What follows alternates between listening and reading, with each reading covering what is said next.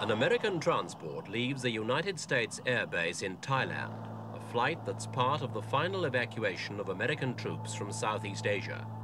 The US withdrawal follows a year of negotiations between Washington and Bangkok, in which the Thai government has shown itself anxious to scale down the American presence and so reduce tensions with its new communist neighbors in Cambodia, Laos and Vietnam.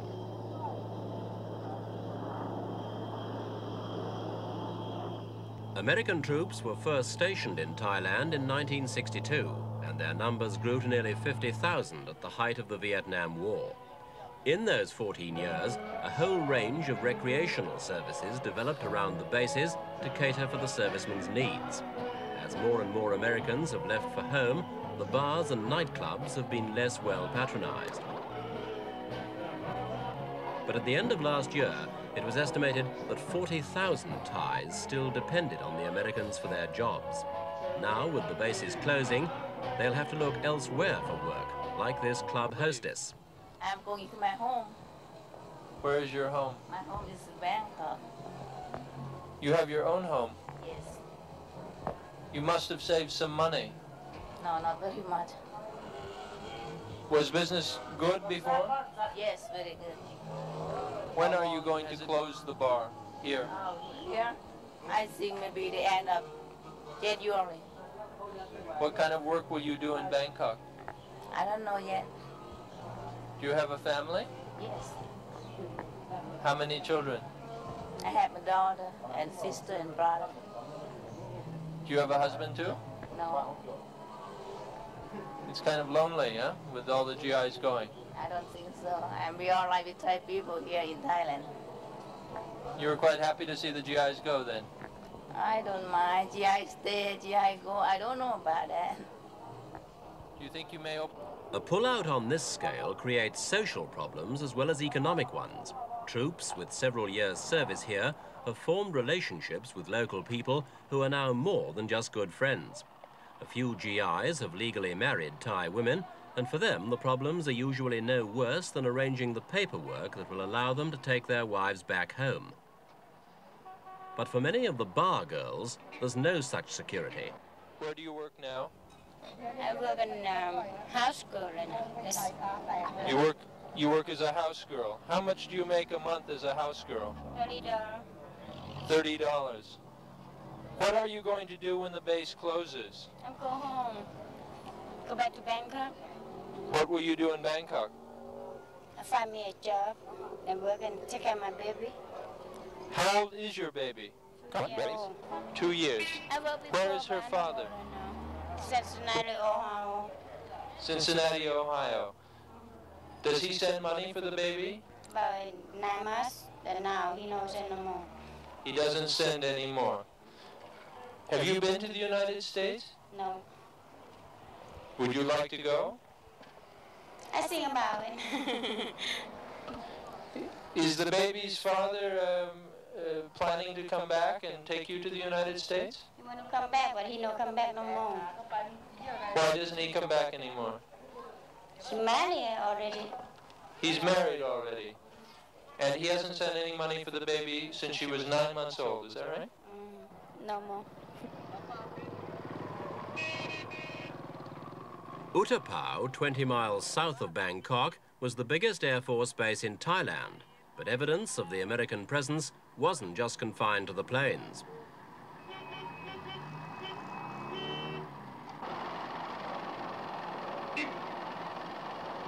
How many illegitimate children there are from American troops in Thailand isn't known. There are no official statistics, but given the thousands of soldiers who've passed through the bases in the last 10 years or so, the numbers probably run into hundreds. The problems here are very similar to those created in South Vietnam, and for the same reason: the devastating impact of a Western materialistic civilization colliding head-on with an Eastern culture whose traditions and values were totally different. At most places in Southeast Asia where that collision occurred, it was the more passive Oriental way of life that gave ground. The Americans themselves may be leaving for good, but the effects of their stay will be with Thailand for a long time to come.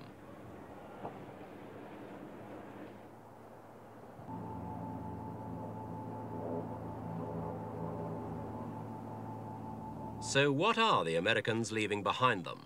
Well, on the surface at least, a forlorn collection of bars, brothels and cheap off-base clubs, like these, a few miles up the road from Utapao.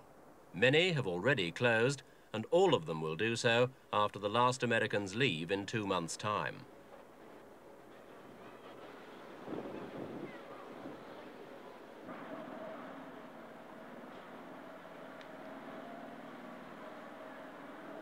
Not so much a paradise lost as one abandoned, along with all the unofficial bureaucracy that devoted itself wholeheartedly to cementing relations between visitors and hosts.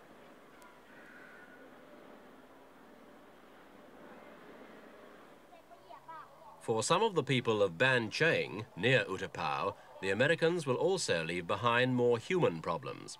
Some of the village girls served as prostitutes or hired wives to American servicemen, and their offspring are very noticeable among the Thai children of the village.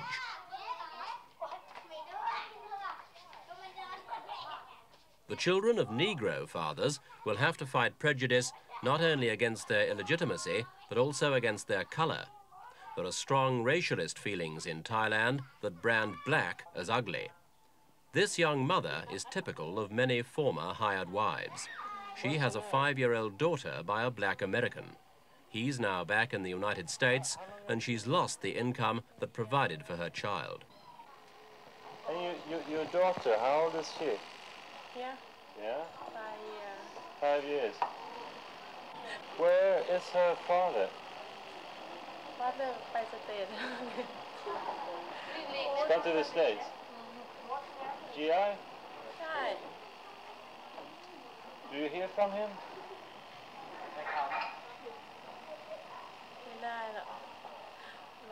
Does he send Besides her own daughter, she also looks after her sister's illegitimate son by a white American airman.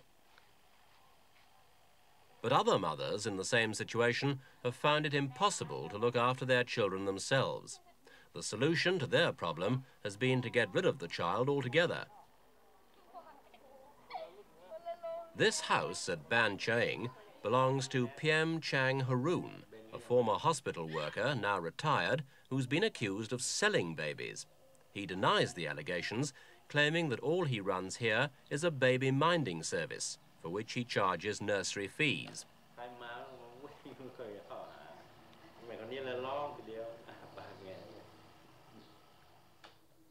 Over 30 babies have passed through Mr. Piem's house, all of them deposited by mothers who worked in the bars and clubs near Utapao.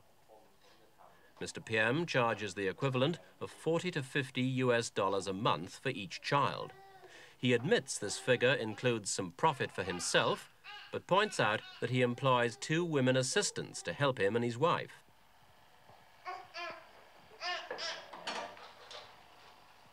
Mr. Piem's accusers claim that his nursery fees are unreasonable, since a baby can be fed on as little as 40 cents a day in Thailand, and that they force mothers into debts which can only be redeemed by assigning the guardianship of their children to Mr. Piem. It's alleged that he can then sell the babies to whoever wants to buy them at prices ranging from $400 to $1,000.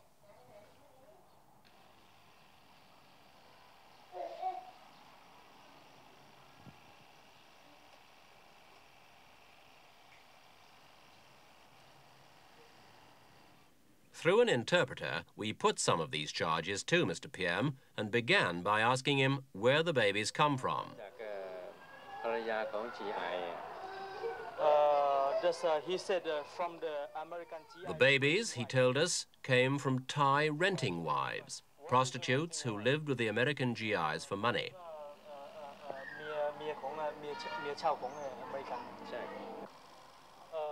We then asked why the mothers left their babies with him.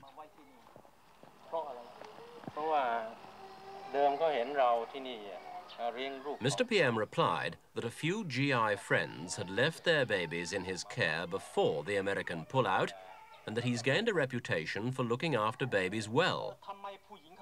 But why couldn't the girls who came to him look after their own children?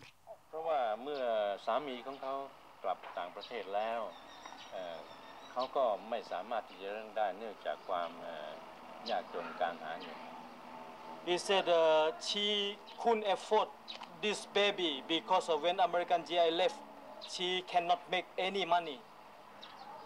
สำหรับเอาเด็กไปเลี้ยงเป็นบุตรบุญธรรม What happened to the babies eventually? Did they all get adopted, or were they all returned to their mothers? เขาถามว่าเด็กที่นี่ทั้งหมดเนี่ยส่งกลับให้แม่หรือว่าส่งไปเป็นบุตรบุญธรรมของคนอื่น แม่เขารับกลับไปก็มี Mr. PM said some mothers took their babies back, but those who didn't want them arranged for them to be adopted from here. Finally, why were there only 6 babies in his house now when he'd once had so many? Because, said Mr. PM, the newspapers which interviewed him wrongly reported that he was a baby seller. And that wasn't true? That's not true. Absolutely not true.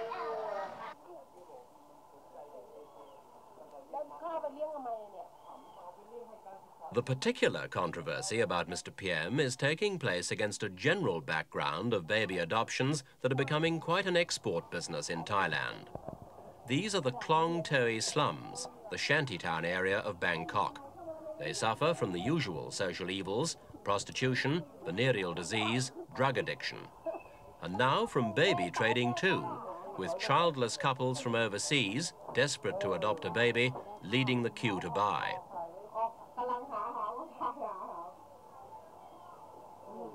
Children can be sold here for as little as $100 each, plus the fees for a smart lawyer to cut through government red tape. One West European embassy told us off the record that such baby sales averaged 1 a day. 24-year-old Chem Chai Pramak had her 3-week-old daughter adopted by an Australian couple. She got the equivalent of $100 US for her. Chem Chai already had 2 children, aged 3 and 5. Her husband abandoned her before the 3rd child was born, and she was persuaded by her father to give up her daughter because there were already enough mouths to feed.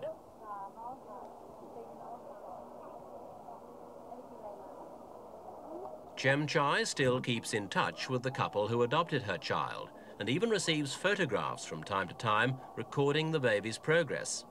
Like many Thai mothers in similar circumstances, Chem Chai believes her daughter will have a much better chance in a foreign country than in the slums of Bangkok. Inter-country adoption is a growing business, and its organization, both legal and illegal, is now being investigated by the United Nations. There are, no doubt, powerful arguments in favor of saving unwanted children from a loveless future in environments like this. But the procedures that regulate that process should be fair, efficient, and comprehensible to all those involved. Only when these standards are achieved will the hole-in-corner deals of Bangkok become unnecessary and unused.